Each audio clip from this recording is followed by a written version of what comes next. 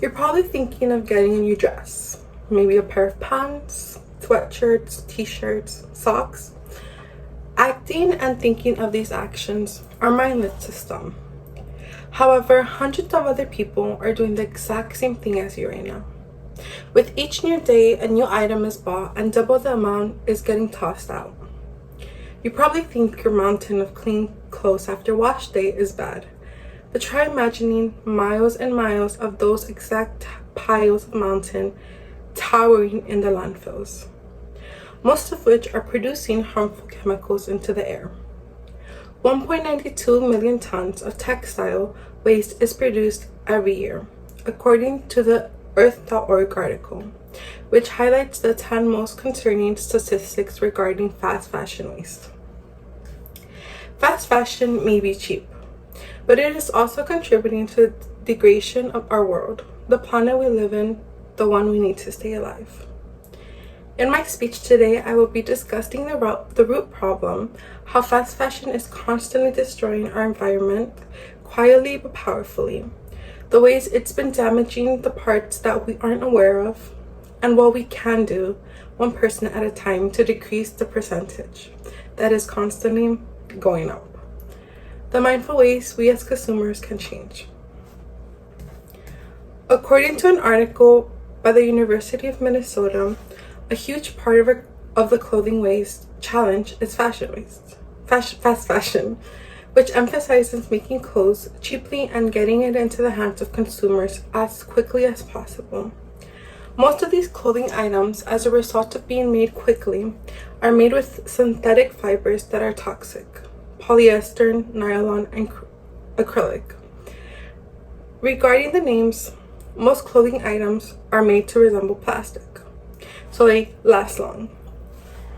But in reality, people buy from fast fashion because of trends, making this lasting clothing be out of style in a month or two.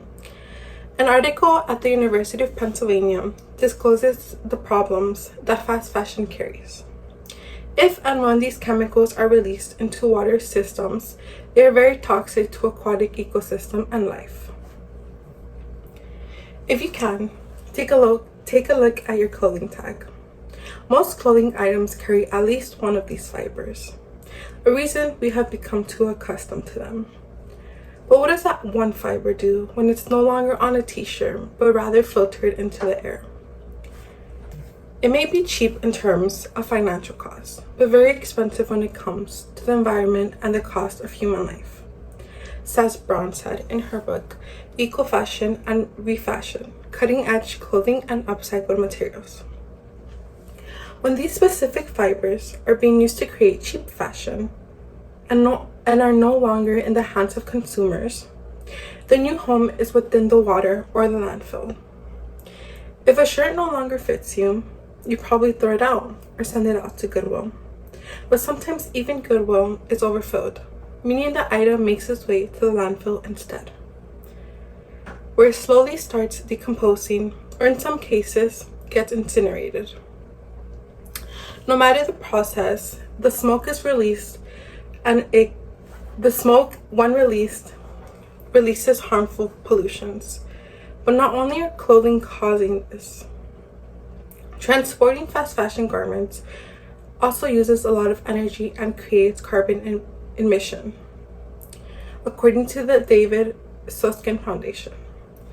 Since the textiles are in constant demand, this causes ongoing transportation, so they can reach the facilities and soon enough the hands of consumers.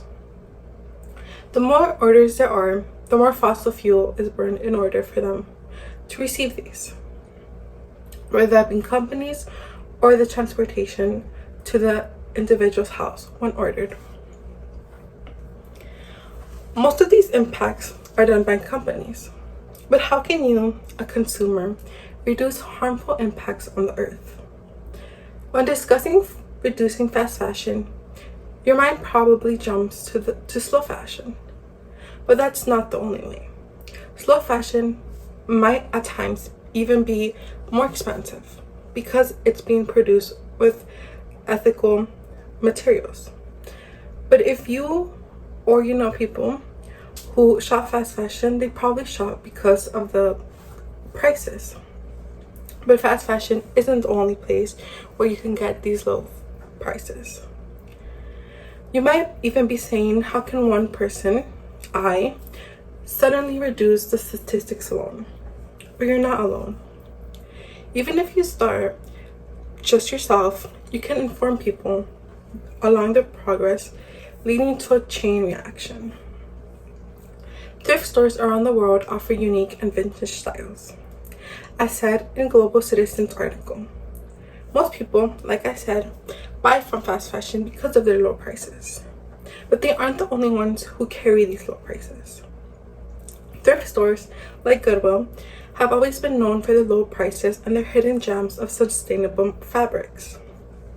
Upcycle with creativity is one of the 8 ways in which the Latino Biz Art Today article on fast fashion showcased.